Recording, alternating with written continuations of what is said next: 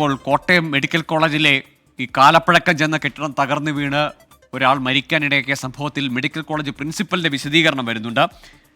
പുതുതായി ഒരു ബ്ലോക്ക് അവിടെ പണി കഴിഞ്ഞതാണ്, അങ്ങോട്ടേക്കുള്ള മാറ്റം നടക്കുകയായിരുന്നു. രാവിലെ മന്ത്രിമാർ പിന്നീട് വിശദീകരിച്ച കാര്യങ്ങളൊക്കെ തന്നെയാണ് ഇപ്പോൾ മെഡിക്കൽ കോളേജ് പ്രിൻസിപ്പലും ആവർത്തിക്കുന്നത്. 11, 14 വാർഡുകളിൽ നിന്ന് ഈ ടോയ്ലറ്റ് കോംപ്ലക്സിലേക്കുള്ള പ്രവേശനം നിരോധിച്ചിരുന്നു. ഈ കെട്ടിടത്തിലെ സജ്ജീകരണങ്ങളൊക്കെയും അല്ലെങ്കിൽ അവിടെ ഉണ്ടായിരുന്ന രോഗികളെയൊക്കെ പുതിയ കെട്ടിടത്തിലേക്ക്, ആ ഉദ്ഘാടനം കാത്തുകിടക്കുന്ന പുതിയ കെട്ടിടത്തിലേക്ക് മാറ്റുന്ന നടപടികൾ ആരംഭിച്ചിട്ടുണ്ടായിരുന്നു. ദ്രുതഗതിയിൽ പുരോഗമിക്കുന്നു എന്നൊക്കെയാണ് ഇപ്പോൾ മെഡിക്കൽ കോളേജ് പ്രിൻസിപ്പലിന്റെ വിശദീകരണം വരുന്നത്. ടോബി ജോൺസൺ ഉണ്ട്. ടോബി, രാവിലെ വൈകുന്നേരവുമായി മന്ത്രിമാർ പറഞ്ഞ കാര്യങ്ങളൊക്കെ തന്നെയാണ് ആവർത്തിക്കുന്നത്.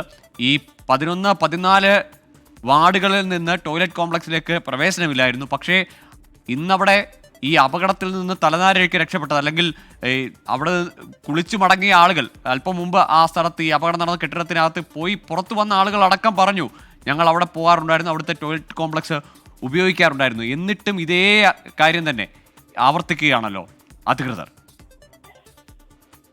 തീർച്ചയായിട്ടും അതിലൊരു വ്യക്തത, അതിലൊരു കൃത്യമായിട്ടുള്ള അന്വേഷണം എന്തായാലും വേണമെന്നുള്ള കാര്യത്തിൽ യാതൊരു സംശയവുമില്ല. 3 വാർഡുകളാണ്, 10, 11, 14.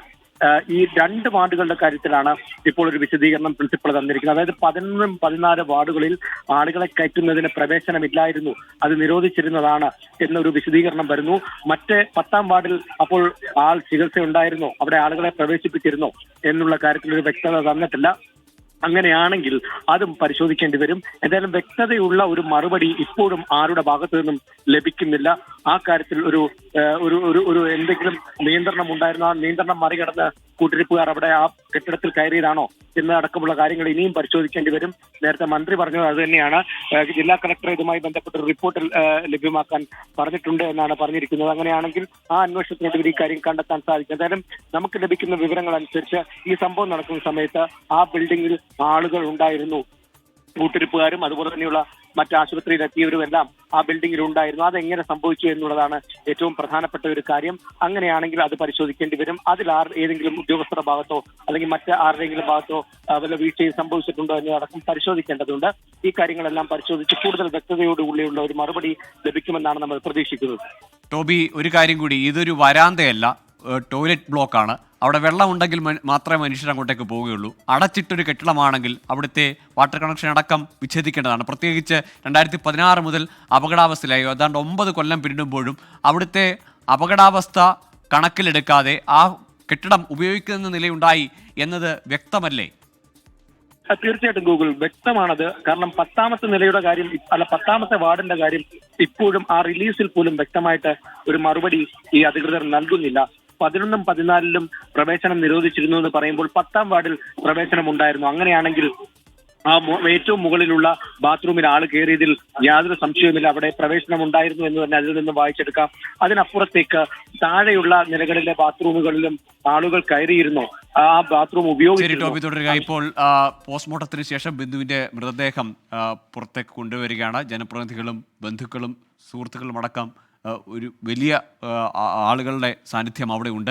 ഏതായാലും മൃതദേഹം ഇന്ന് കൊണ്ടുപോവുക മുട്ടുചിറയിലെ സ്വകാര്യ ആശുപത്രിയുടെ മോർച്ചറിയിലേക്കാണ്. നാളെയാണ് സംസ്കാരം നിശ്ചയിച്ചിരിക്കുന്നത്. ചാണ്ടി ഉമ്മനടക്കം ഈ അപകടമുണ്ടായ സമയം മുതൽ ആ സ്ഥലത്തുള്ള ജനപ്രതിനിധികൾ അവിടെ തുടരുന്നുണ്ട്.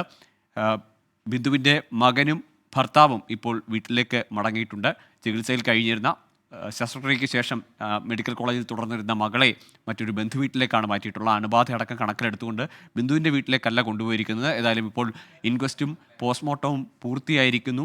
വീട്ടിലേക്ക് നാളെയായിരിക്കും മൃതദേഹം കൊണ്ടുപോകുക. പൊതുദർശനം അടക്കം ഉള്ള കാര്യങ്ങൾ നാളെയാണ് നടക്കുക, സംസ്കാരവും നാളെയാണ് നടക്കുക. ഇന്ന് മോർച്ചറിയിൽ സൂക്ഷിച്ച ശേഷം നാളെ വീട്ടിലേക്ക് മൃതദേഹം കൊണ്ടുപോകുമെന്നതാണ് ഇപ്പോഴത്തെ ക്രമീകരണം.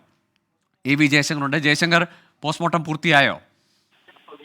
അതായത് ഗൂഗിൾ ഇതുമായി ബന്ധപ്പെട്ട പോസ്റ്റ്മോർട്ടം നടപടികൾ പൂർത്തിയാക്കി ഭൗതികദേഹം വീട്ടിലേക്ക് കൊണ്ടുപോവുകയാണ്. ഇന്ന് നാട്ടിലുള്ള മോർച്ചറിയിൽ വെച്ചതിന് ശേഷം പിന്നീട് നാളെ സംസ്കാര ചടങ്ങുകൾ നടത്താനാണ് നിലവിൽ ബന്ധുക്കളുടെ ഉൾപ്പെടെ ഉള്ള ആലോചന. അതുമായി ബന്ധപ്പെട്ട ക്രമീകരണങ്ങളാണ് നിലവിൽ നടക്കുന്നത്. എന്തായാലും ഈ കോട്ടയം മെഡിക്കൽ കോളേജിലെ ദുരന്തവുമായി ബന്ധപ്പെട്ട ഏക മരണമാണ്. ആ മരണത്തിന്റെ ദുഃഖം ബന്ധുക്കൾക്കും നാട്ടുകാർക്കും ഉൾപ്പെടെയുള്ള ആളുകൾക്കുണ്ട്. ആ വിഷമം അവരുടെ മനസ്സിലുണ്ട്. ആ വിഷമം അടക്കി പിടിച്ചുകൊണ്ടാണ് ഇത്തരത്തിൽ എന്തായാലും ഈ ഭൗതികദേഹം ഇന്ന് മെഡിക്കൽ കോളേജിൽ നിന്ന് ഏറ്റുവാങ്ങി അവർ നാട്ടിലേക്ക് മടങ്ങുന്നത്. ഇന്ന് സ്വകാര്യ മോർച്ചറിയിൽ വെച്ചതിന് ശേഷം സൂക്ഷിച്ചതിന് ശേഷം നാളെ വീട്ടിൽ പൊതുദർശനം ഉൾപ്പെടെ നടത്തി സംസ്കാര ചടങ്ങുകളിലേക്ക് കടക്കാനാണ് നിലവിൽ ഉള്ള ആലോചന. ആ തരത്തിലാണ് നിലവിൽ ക്രമീകരണങ്ങൾ ഒരുക്കിയിരിക്കുന്നത്. അടുത്ത ബന്ധു ഉൾപ്പെടെ നാട്ടിലേക്ക് എത്താനുണ്ട്. അത്തരമൊരു സാഹചര്യമൊക്കെ ഉണ്ട്. ഇന്ന് ഈ ശരി ജയശങ്കർ, ഏതായാലും ഇപ്പോൾ ബിന്ദുവിന്റെ പോസ്റ്റ്മോർട്ടം പൂർത്തിയാക്കിയിരിക്കുന്നു. അല്പസമയത്തിനകം തന്നെ മൃതദേഹം മുട്ടുചിറയിലെ ആശുപത്രിയുടെ മോർച്ചറിയിലേക്ക് കൊണ്ടുപോകും. നാളെയാണ് ബിന്ദുവിന്റെ സംസ്കാരം നിശ്ചയിച്ചിരിക്കുന്നത്.